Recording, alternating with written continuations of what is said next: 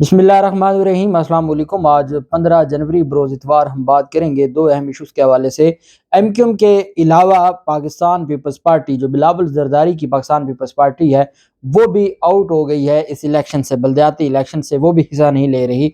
और मैं आपके साथ अहम तफसीलात आपके सामने रखने जा रहा हूँ कि किस तरीके से इलेक्शन कमीशन गैर कानूनी काम होने दे रहा है और आसफ ज़रदारी की जो जमात है वो किस तरीके से झंडा इस्तेमाल कर रही है। बिलावल ज़रदारी की जमात का जो गैर कानूनी है उसकी तफसील भी मैं आपके साथ शेयर करूँगा। साथ हम बात करेंगे कि जो आज इलेक्शन हो रहा है उस इलेक्शन में जो धांधली है वो अरूज पर है।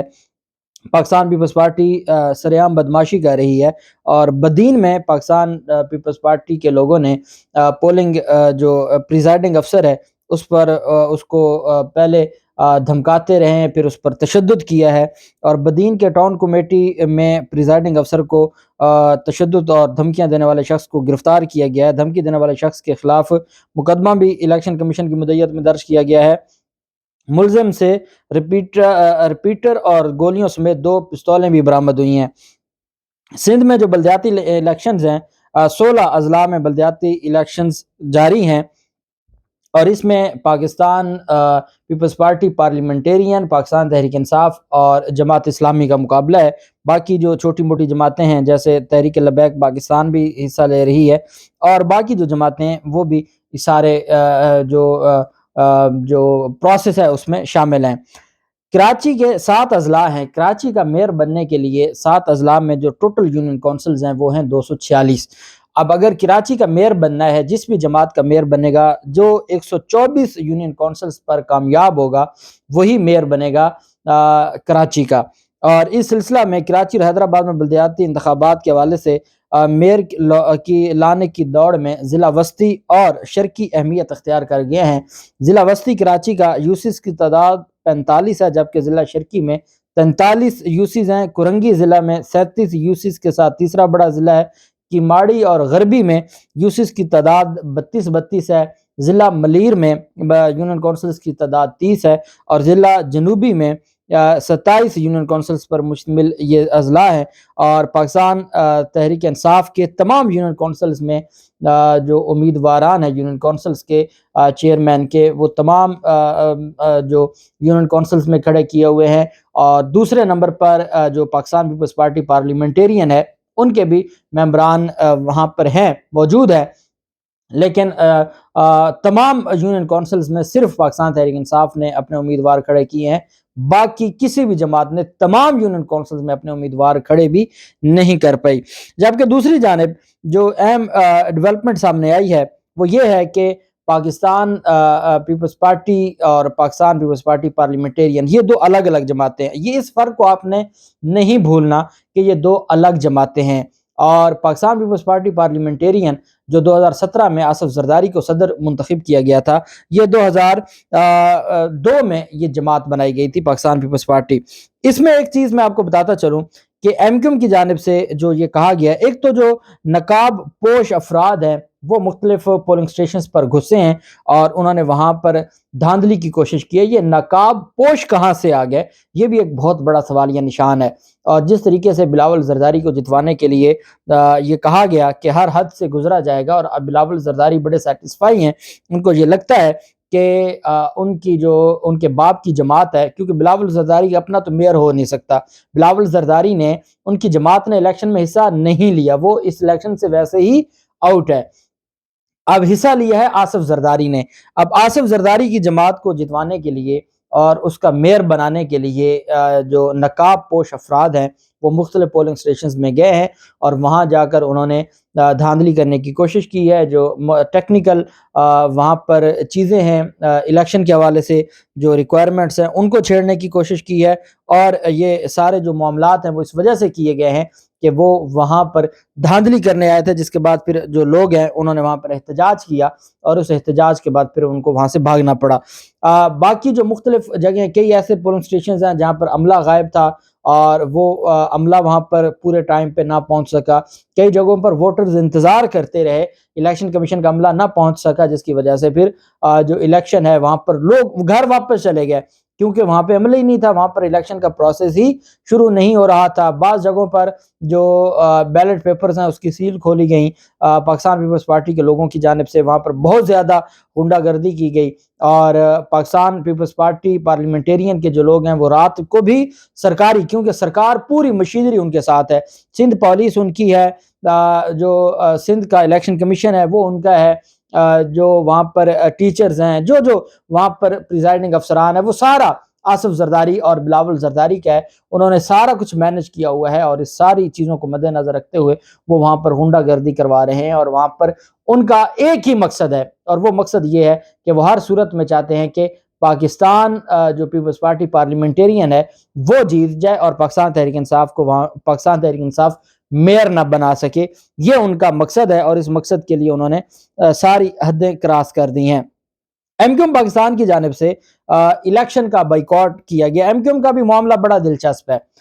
بادر آباد میں ایم کیو ایم کا جاری تھا اجلاس، اور ایم کیو ایم کے جو رہنما ہیں جب وہ پریس کانفرنس کے لیے باہر آتے ہیں تو اچانک ایک کالی گاڑی آتی ہے، اور وہ کالی گاڑی تمام جو رہنما ہیں، خالد مقبول صدیقی، مصطفیٰ کمال، ان کے ساتھ جو ہیں باقی رہنما ہیں ایم کیو ایم کے، ان کو انہوں نے وہاں سے پک کیا۔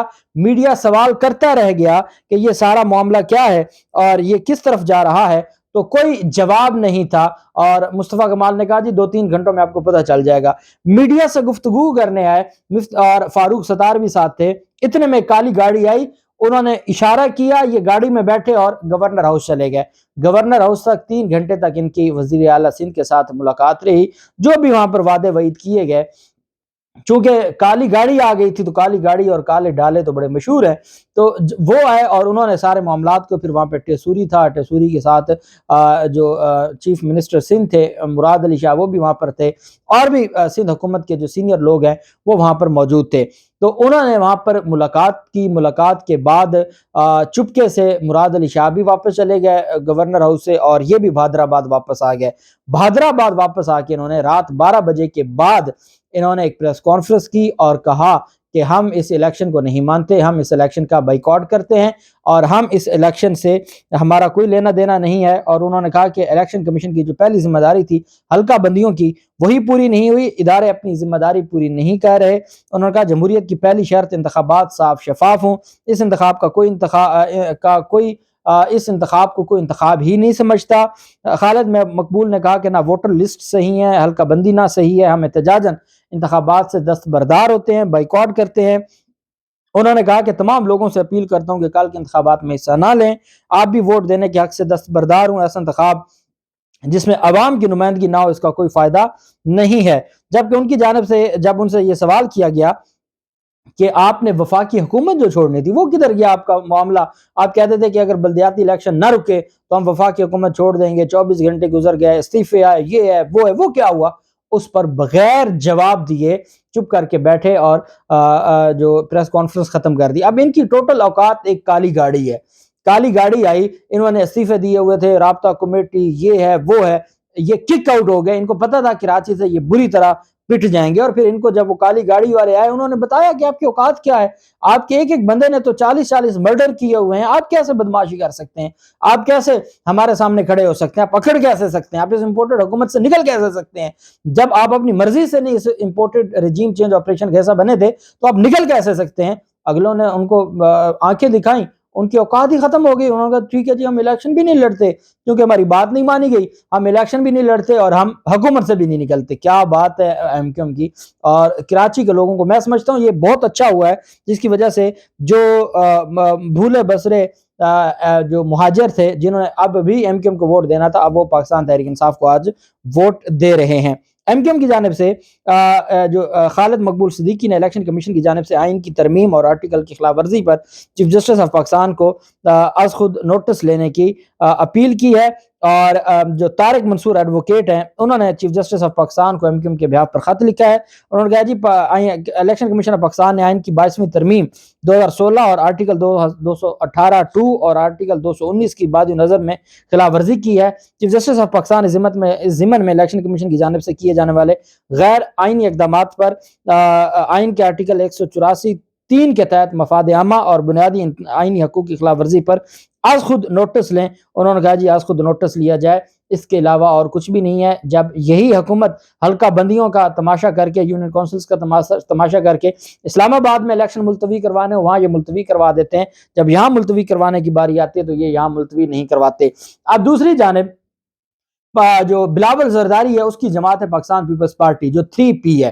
پاکستان پیپلز پارٹی آج کے الیکشن میں حصہ نہیں لے رہی۔ میں بہت دفعہ آپ کو بتا چکا ہوں کہ اس وقت پورے پاکستان میں تمام سینیٹرز جو پیپلز پارٹی کے ہیں، جو ان کے 56-58 MLAs ہیں، ان کے تمام سندھ اسمبلی میں MPAs، ان کی جو حکومت ہے سندھ میں، وہ تمام 4P کے ممبران اسمبلی یا سینٹ ہیں۔